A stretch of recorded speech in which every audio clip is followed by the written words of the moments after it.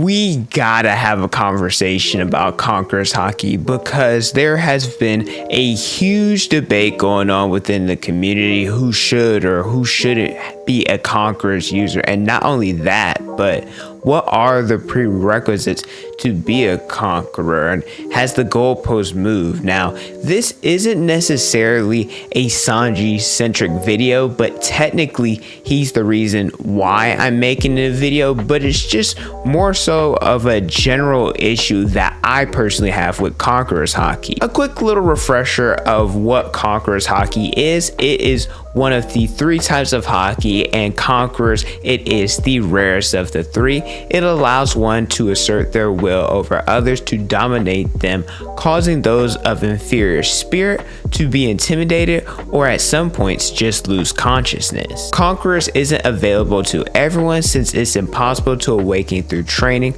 and only 1 in a million people are born with the ability to use it. It is said those who unlock Supreme King Haki have the qualities of a king and are candidates chosen by heaven itself, fitly being called supreme rulers. Now, on top of having regular Conquerors, there is an advanced application that could be used, and honestly, we're still trying to figure out exactly how it works, but what we know so far is by coding your attacks in advanced Conquerors, it allows you to deal more damage and sometimes be able to fight without even touching the opponent. Only a handful of the very strongest, they can use advanced Conquerors, and to even take it a step further, defeat opponents who have immortality. So why is this such a big deal? Well, in chapter 1152, we found out that the answers to defeating the Holy Knight, well, it's none other than Conqueror's Haki, and more specifically having that advanced application. And the person that gave this answer was Scopper Gaban when he ended up defeating Summers. It's also important to understand and master the flow of Conquerors, because if not, then excess Conquerors will flow out of you and you wouldn't be using the technique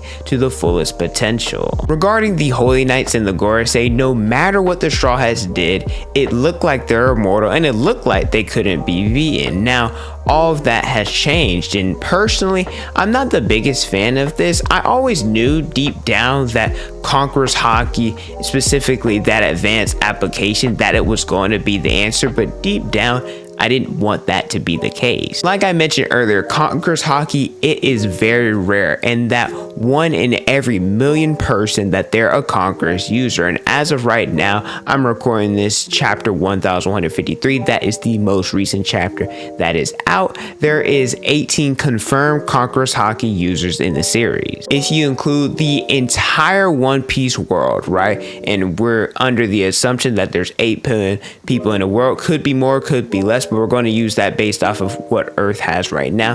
That would mean that less than 1% of people, if you want the actual numbers, like 0.02 something, that they're a Conqueror's user. And then if you include the 24 characters, so including what's that, the extra 6 that are deceased, that goes up slightly to 0.3% of people in the One Piece verse that are Conquerors. So like I said, less than 1% of people are confirmed Conqueror's users. I think with the most recent arc, specifically now that we're in the new world, it doesn't appear that Conqueror's Haki is rare, but like I said, the maths, so it is actually a rare ability. You have to look at what Don Chinja said, that everyone in the new world is a Conqueror, because this half of the Grand Line, it consists of those with kingly ambitions. And well, since we're towards the end of the series, that's all we're going to see with the Yonko, with the admirals, with different members of the Revolutionary Army. And so if you take into consideration the different NPCs, the people we don't really care about, and you actually include them with characters that we see like Luffy, Zoro on a daily basis,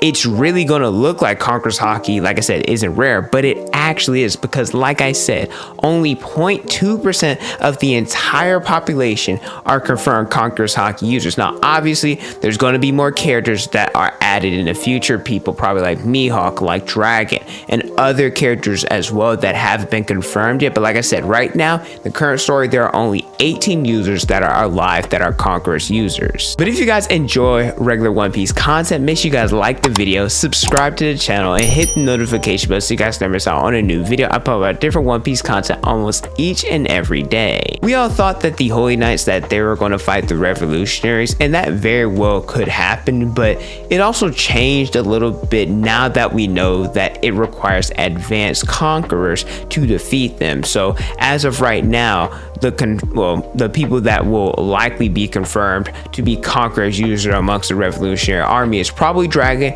and probably Sabo. And well, last time I checked, there are way more freaking members of the Holy Knights for just Sabo and Dragon to fight. And honestly, I feel like Dragon, he has to fight someone else. Maybe it might be Garling, maybe it might be Shamrock, but I think that's going to be Zoro's opponent. But still, I think Dragon is way too important to be dealing with. I don't want to call him fodder, but he needs to fight someone else. And so by my count, of the 18 Conquerors users that are confirmed, only 10 of them have advanced Conquerors, and 2 of them includes Big Mom and Kaido, because like I said, I'm not really sure if they're dead, if they're alive, what their status is in One Piece right now. So yeah, there aren't many characters that can fight the Holy Knights right now. Maybe that's other characters like Kid and Hancock that are Conquerors users, how they unlock that advanced applications, and they're going to be the ones to fight the Holy Knights. In chapter 1152, I mentioned that Gaban, he talked about Conquerors. Well, he also looked at Zoro, looked at Sanji, and he said that there's more than one of you with Supreme King Haki. And this caused Sanji to go up to Gaban, kind of embarrassed himself. I was like, hey, what about me? What about me? Gaban ignored him, confirmed it for Zoro, but he didn't for Sanji. For the longest of time, you can look it on my YouTube channel, you can look it on my TikTok,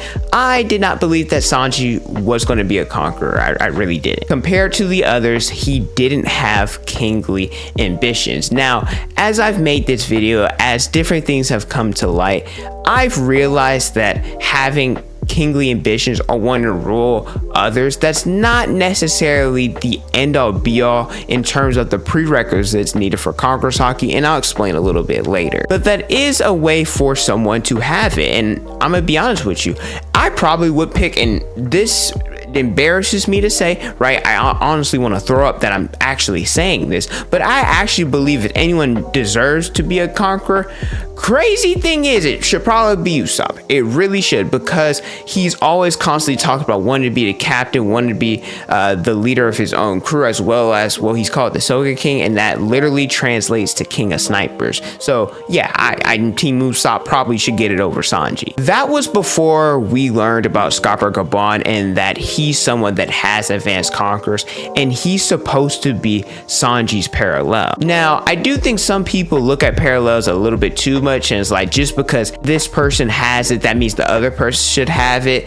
Like I said, I think we look too much into that, but at the same time, I think this is also where fans start moving the goalpost, because whenever Rayleigh was introduced, everyone talked about how Rayleigh Zoro's parallel, how Rayleigh's the Dark King, Zoro, he's the King of Hell. And the moment that Rayleigh showcased that he's a conqueror, user, oh, everybody says Zoro, he's got to be a conqueror, and guess what? He is. Now, when it came to Gaban, so many people were trying to discredit him, saying that's just a normal Haki attack. It wasn't advanced conquerors, trying to make it seem like he didn't have conquerors, because if that's the case, like I said, with the whole parallel thing, Sanji, he should be a conqueror's user. And then this is where people talk about Sanji not having kingly ambitions, and to that, I want to say, well, there are a couple of conquerors in this series that shouldn't be conquerors if we're using that as the prerequisite. 3 people I will include are Yamato, Katakuri, and Ace. Starting with Ace, he literally said that he wanted to make Whitebeard the king. I know some people are going to make the argument that Zoro, he wants to make Luffy the Pirate King, and that is true,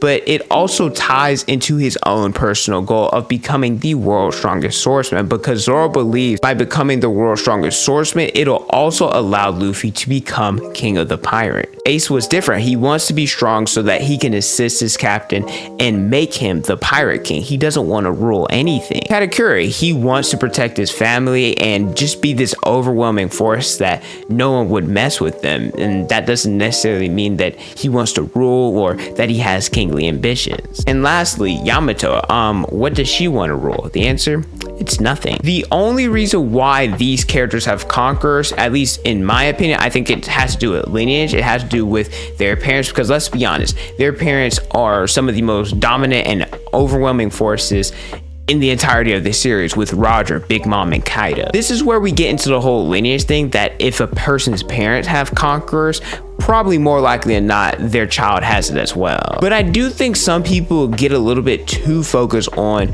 the kingly ambitions thing, because that only came from one source. If you look at what Rayleigh said about conquerors, he stated that most people who have made a name for themselves, they possess conqueror's haki. And guess what? Sanji, he told Kuma that he's going to be one of the most dangerous ones in the crew. You got to look out for him. So if he can make a name for himself based off of what Rayleigh said, then Sanji can be a conqueror. Now, to be quite honest with you guys, like, there's no hiding this or anything. It's not a secret. I think that Zoro is stronger than Sanji. I do. I don't think it's by that much, but I think he's stronger, plain and simple. However, if Sanji does unlock conquerors, if he does indeed get advanced conquerors along with his Ifrit abilities, along with his Germa abilities, well, to me, it wouldn't make any sense for Sanji to be weaker than Zoro. As Zoro, he's only a swordsman who has Haki, with Sanji having all these other abilities. That's why I think Luffy end of series is technically going to be stronger than Zoro,